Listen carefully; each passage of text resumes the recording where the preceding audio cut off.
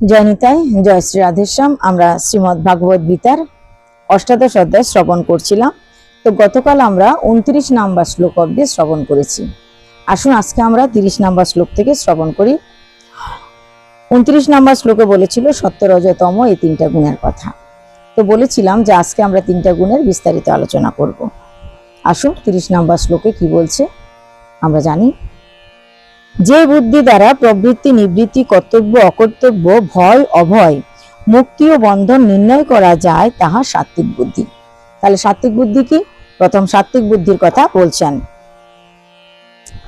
যে বুদ্ধি দ্বারা প্রবৃত্তি, নিবৃত্তি অর্থাৎ সামনের দিকে যাওয়া, পিছনের দিকে আসা, কোথায় থামতে হবে, কোথায় এগোতে হবে, কোথায় আরো বেশি এগোতে হবে, কোথায় পিছিয়েছে আরো পিছুতে হবে, এই প্রবৃত্তি নিবৃত্তি, কর্তব্য, অকর্তব্য, কোনটা আমার কর্তব্য, কোনটা আমার অকর্তব্য। অনেক সময় আমরা কর্তব্য এবং অকর্তব্য বুঝতে পারি না। অকর্তব্যকেও কর্তব্য ভেবে নিই আর কর্তব্যকেও অকর্তব্য ভেবে নিই। এটা কিন্তু আমাদেরকে সঠিকভাবে বিবেচনা করে তারপর একটা নির্দিষ্ট সিদ্ধান্তে উপনীত হতে হবে। তাই যে বুদ্ধি আমাদেরকে সঠিক কর্তব্য নিরূপণে সাহায্য করে। সঠিক কর্তব্যটা কি? শ্রীমদ্ ভাগবত গীতার আধারে যদি আমরা বলতে যাই সঠিক কর্তব্যটা কি, অকর্তব্যটা কি, সেটা বুঝতে গেলে সহজ একটা উপমা হচ্ছে, ধরুন আপনার ঘরে ছোট একটা বাচ্চা আছে। বেশিরভাগ ক্ষেত্রে মা বাবারা কর্তব্য বলে মনে করেন ছেলেটাকে ভালো করে মানুষ করতে হবে, ভিটামিন যুক্ত আহার দিতে হবে। ওই ভিটামিন যুক্ত আহার দেওয়ার জন্য, শরীর স্বাস্থ্য ভালো রাখার জন্য আমিষ জাতীয় আহার বা জীবকে অনিষ্ট করে যে আহার, সেগুলো মা বাবা দিয়ে থাকে। কেন? তারা ভাবে এটা কর্তব্য আমার, যে আমার ছেলের সুস্থতা আমাকে দেখতে হবে, আমার ছেলে যেন তাড়াতাড়ি বেরিয়ে উঠে, আমার ছেলে যেন ব্রেন ভালো হয়, তার জন্য যা কিছু করতে হয় সেটা কর্তব্য মনে করে, যে ছেলেকে আমি ভালো ভালো পুষ্টিকর খাবার দেব। কিন্তু এটা কি কর্তব্য? কোনো প্রাণীকে মেরে নিজের ছেলেকে বেড়ে ওঠার জন্য, ভালোভাবে তার বুদ্ধি বিকাশ হওয়ার জন্য আমি অন্য প্রাণীকে হিংসা করে, ধ্বংস করে, তাকে মেরে তাকে দিব, এটা কি কর্তব্য? কিন্তু বেশিরভাগ মানুষের ক্ষেত্রে এটা কর্তব্য। শ্রীমদ্ ভাগবত গীতার ক্ষেত্রে এটা অকর্তব্য।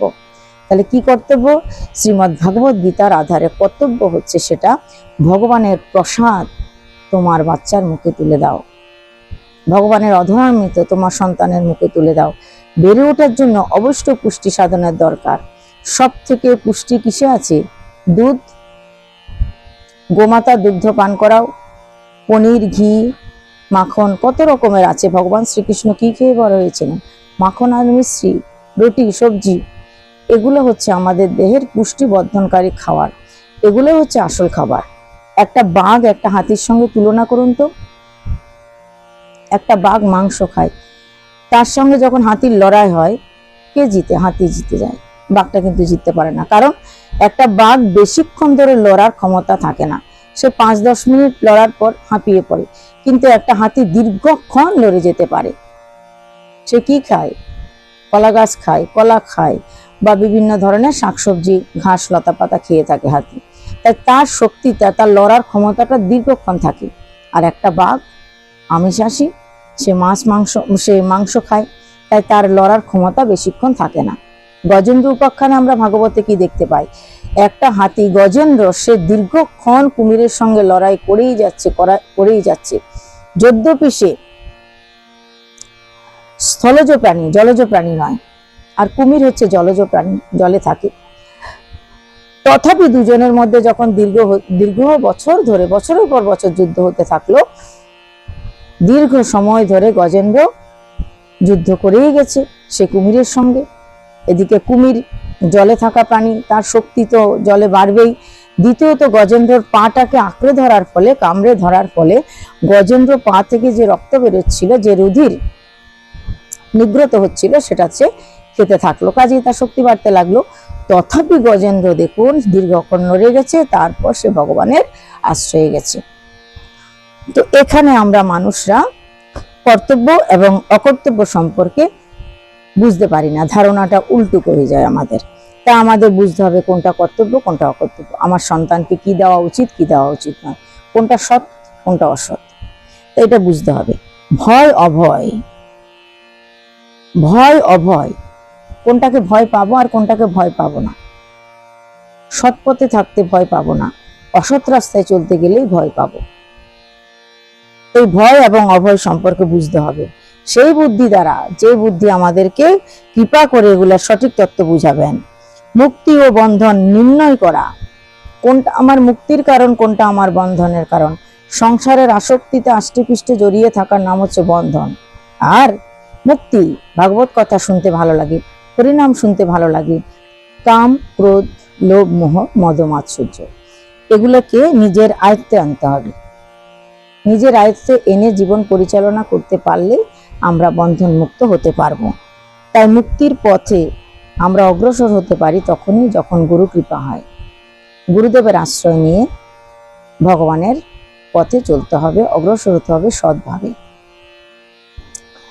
আর বন্ধন, সংসার আষ্টেপৃষ্টে সারাক্ষণ যদি সংসার সংসার সংসার এই নিয়ে আবদ্ধ হয়ে থাকি, মৃত্যুর পর যে যাত্রাটা, সেই যাত্রাটা আমাদের কাছে অনেক কষ্টকর হবে। তাই শ্রীমদ্ ভাগবত গীতার আধারে আমাদেরকে বুঝতে হবে, জানতে হবে, যেই বুদ্ধি দ্বারা আমরা এই গুণগুলার ভিত্তিতে সামনের দিকে অগ্রসর হতে পারবো, মৃত্যুর পরের যাত্রাটা ভালো করতে পারবো, সেই বুদ্ধিটার নাম হচ্ছে সাত্ত্বিক বুদ্ধি। যে বুদ্ধি দ্বারা ধর্ম অধর্ম, কর্তব্য অকর্তব্য প্রভৃতি বোঝা যায় না, তার রাজসিক বুদ্ধি। আগেরটা কি বললাম?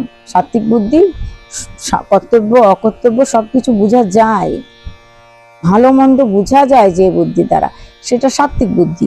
আর এখানে বলছে যে বুদ্ধির দ্বারা কোনটা ধর্ম কোনটা অধর্ম বুঝাই যায় না, অধর্মকে ধর্ম বলে মনে করা হয়। জীব হত্যা মহাপাপ, কিন্তু আরেকজন উঠে বলবে না, আমার শরীর রক্ষা করা আমার ধর্ম, তাই আমার শরীরটাকে সুস্থ রাখা আমার ধর্ম, তাই আমার শরীরকে সুস্থ রাখার জন্য আমাকে এই কাজ করতে হবে, এটা করতে হবে। তার কাছে তখন সেটা ধর্ম বলে মনে হয়। অর্থাৎ সে ভারতবর্ষের সনাতন ধর্মের সংবিধান না মেনে নিজের মন মোতাবেক সংবিধান তৈরি করছে, সে ওটাকেই ধর্ম বলে মনে করছে। কিন্তু তার মনে করা তো আসল কথা নয়। সংবিধান সংবিধানের জায়গা থাকবে, সে কি মনে করলো সেটার ব্যক্তিগত ব্যাপার, কিন্তু তথাপি সে ধর্মকে অধর্ম বলে মনে করছে।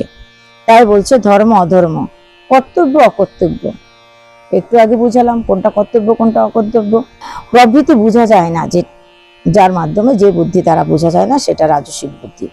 তামসিক বুদ্ধি বলে মানুষ অধর্মকেই ধর্ম বলিয়া মনে করে, আর তামসিক বুদ্ধি অধর্মকেই ধর্ম বলে মনে করে। যদি অধর্মকে ধর্ম বলে মনে না করত, জীবিকা নির্বাহের জন্য হাজার হাজার পশু হত্যা করা হতো, হাজার হাজার প্রাণীদেরকে বিক্রি করা হতো। অধর্মকে ধর্ম বলে মনে করে বলে জীবিকা নির্বাহ করা আমার ধর্ম, তাই যে পথেই হোক আমি জীবিকা নির্বাহ করব, সেটা তার কাছে ধর্ম বলে মনে হয় বলেই সেই কাজ করছে। এটা কি বুদ্ধি? তামসিক বুদ্ধি। এমন ধৃতির কথা বলিতেছি, এখন ধৃতির কথা বলিতেছি। সাত্ত্বিক ধৃতির বলে মানুষ মন, প্রাণ ও ইন্দ্রিয়কে সহজে দমন করতে পারে। ধৃতির কথা বলছে। যাহার ধৃতি রাজসিক, তাহার বাসনা প্রবল হয়। সেই ব্যক্তি ধর্ম, অর্থ, কাম, মোক্ষ অপেক্ষাও বাসনাকে বড় মনে মনে করে। তামসিক ধৃতির বলে মানুষ নিদ্রা, ভয় ও সুখ দুঃখে আচ্ছন্ন হইয়া পড়ে। যদি তামসিক ধৃতি থাকে তবে নিদ্রা যেতে ভালো লাগে, ভয়ে ধর্মপথ থেকে দূরে সরে যায়, শোকে দুঃখে তার মন সদা সর্বদা আচ্ছন্ন থাকে। হে অর্জুন, সুখ ও ত্রিবিধ, সাত্ত্বিক, রাজসিক ও তামসিক, সেই সম্বন্ধে তোমাকে বলিতেছি। তাহলে সুখটাও তিন প্রকার, সাত্ত্বিক সুখ, রাজসিক সুখ এবং তামসিক সুখ।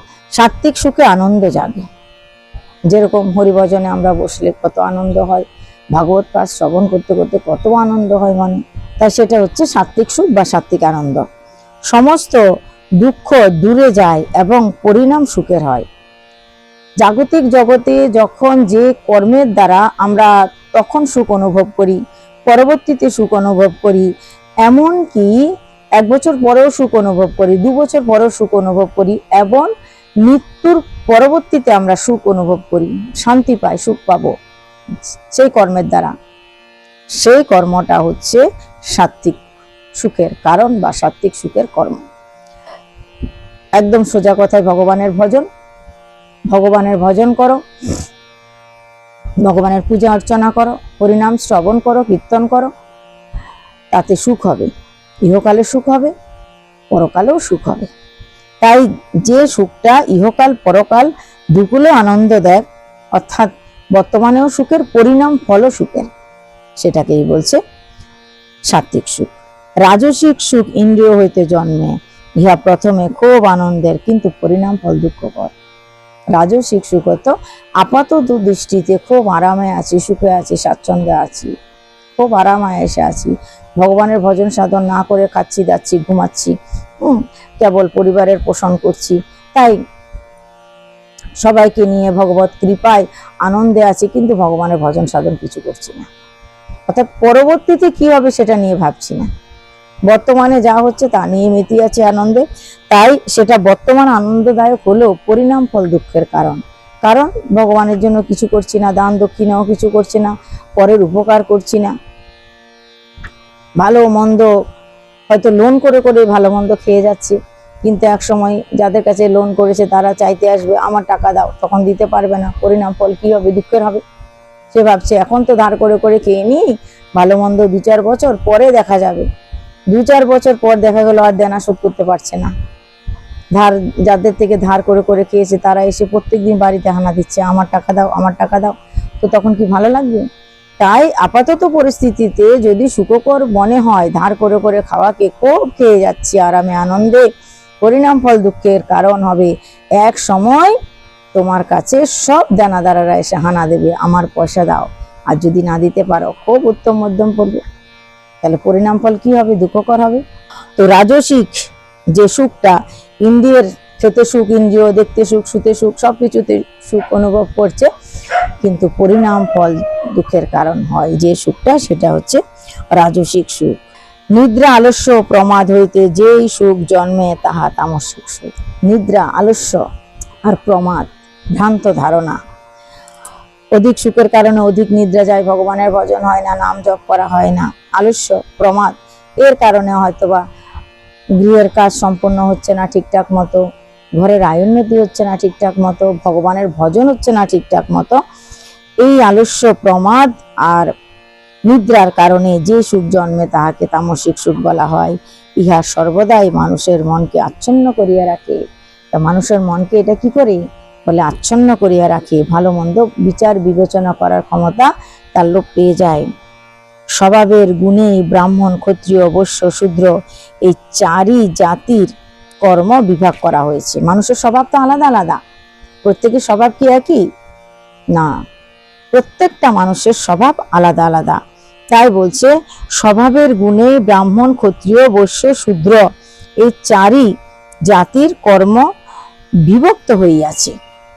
41 নম্বর শ্লোক অব্দি আজকে আমরা শ্রবণ করছি। আগামীকাল আমরা 42 নম্বর শ্লোক থেকে অথবা এই জায়গা থেকে আবার শ্রবণ করব। ততদিন ভালো থাকুন, সুস্থ থাকুন, আর ভাগবত কথা, ভাগবত গীতার কথা শ্রবণ করুন। জয় নিতাই, জয় শ্রী রাধেশ্যাম।